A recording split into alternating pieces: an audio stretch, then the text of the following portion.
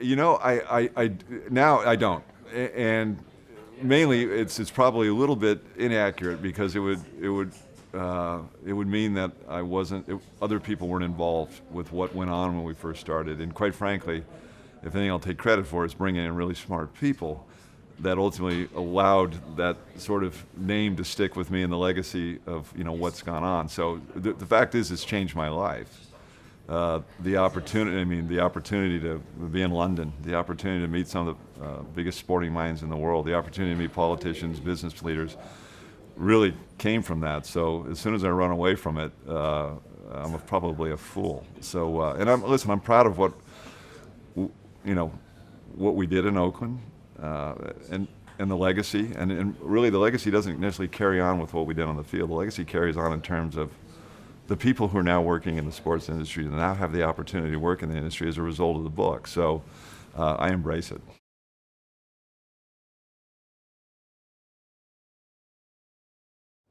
Listen, no, is making, no. In fact, managing databases is the future of all businesses. I mean, we're all hiring people in every company, whether you're Google, whether you're Facebook.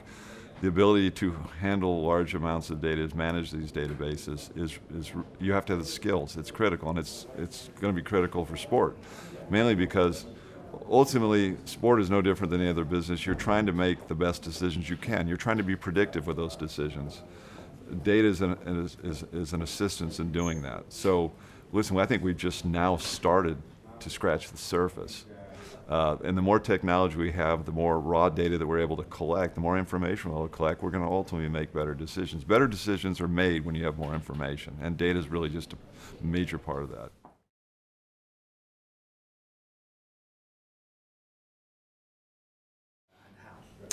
From an international standpoint, or from well, listen, I think in baseball, and I say this proudly, it's been very challenging because every team in the United States in Major League Baseball has a analytics department, number one that's utilized, and some of these teams have a lot of capital to invest in it. So, and in the NBA is the same thing, but I think it's probably most progressive in Major League Baseball. Now, on the international side, first of all, the one thing is that if somebody is sort of created their own proprietary analytics as a result of having all this data, if they're smart, they're probably not going to tell anybody.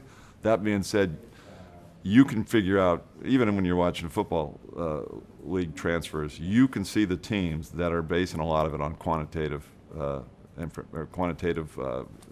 information as opposed to just gut feel and intuition.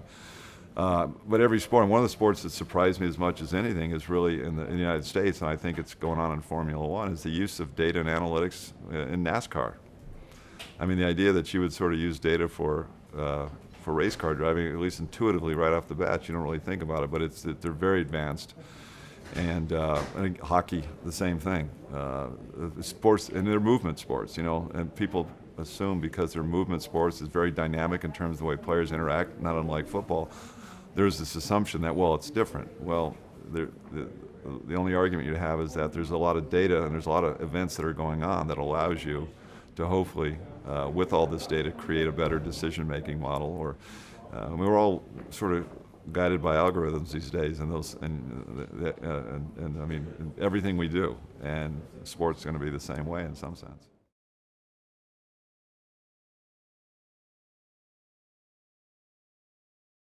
Well, it came sort of, it was serendipity, really. It was, I was in a panic. It was my wife's birthday. It was the off season for us, and I had no idea I was going to get her, and they showed flights to London.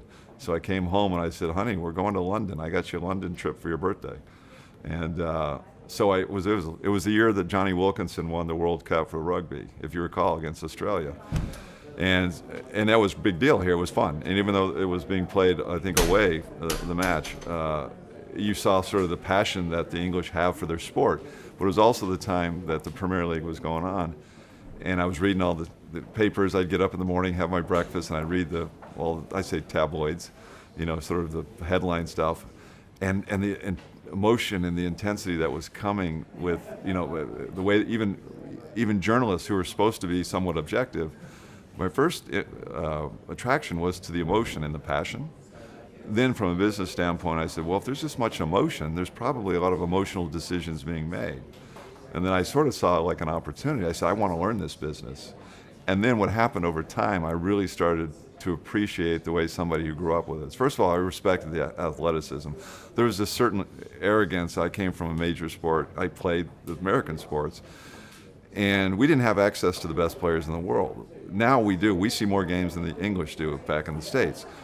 And when you're just watching American soccer, you know, it's like, okay, you know, because, you know, Michael Jordan's playing basketball, Steph Curry's playing basketball, you know, Mike Trout, the best athletes are going to the major sports. So there's this arrogance that, oh, well, it must be the same over there. But when I saw face-to-face, and it was actually on a visit to Tottenham, and I realized how big the athletes were, how strong, how physical the sport was. I mean, the assumption was it wasn't a physical sport. It was very much a physical sport. And I just looked at these guys and I said, if this guy grew up in Los Angeles, California, he'd be playing center field for the Dodgers. He wouldn't be playing, you know, central midfield or, you know, playing in the back for Tottenham Hotspur. Physically, and athletically, they were the same. So I grew to appreciate the players, the science behind it. You know, I'm still getting my arms around the tactics because it's not intuitive for me. If you play the sport, you understand intuitively the tactics. So for me, that's a challenge because I never played one single minute of competitive soccer or football. It just wasn't something that was around. I mean, it was around, but it was a minor sport. If I'd have grown up today, I certainly would have played it. I probably still would have played baseball, but I'm sure I would have played a lot of soccer. My own children do now. So it's been a process of 15, 16 years, and I listen to the BBC every day. I download. I listen to all the podcasts. I mean, to the point where I really sort of challenge myself to determine an accent, even from London. Is he from East London? Is he from South London? Is he from West London? Is he from Manchester? Is he a Geordie from up north? You know, I've listened to him so much. In fact, I take credit now. Whenever the English shows are on, amongst my friends, I don't have to put the subtitles on. But it's been a process. And again, more than anything. And what's great is that my own interest is paralleled with the growth in the States. And so it's been perfect. So I get to feel like I'm like ahead of the curve. I get to sort of brag to everybody. I was on soccer 10, 15 years ago. So, and it really is growing there. And it is an amazing sport. And you know what? The first reason I loved it was the rest of the world can't be wrong. And it's the most popular sport in the world. It can't be wrong. And then I attended the World Cup. And I was in Munich in Germany, and it literally was the most amazing sporting event I'd ever been to, and so it's been a growth process, and it's a passion of mine, and it's great. I'm an early riser, so when I get up in the States in the weekend, there's a game on sometimes at 4:30 in the morning, and there's a game on at 6, and I can watch all the matches, and I have the whole day to myself.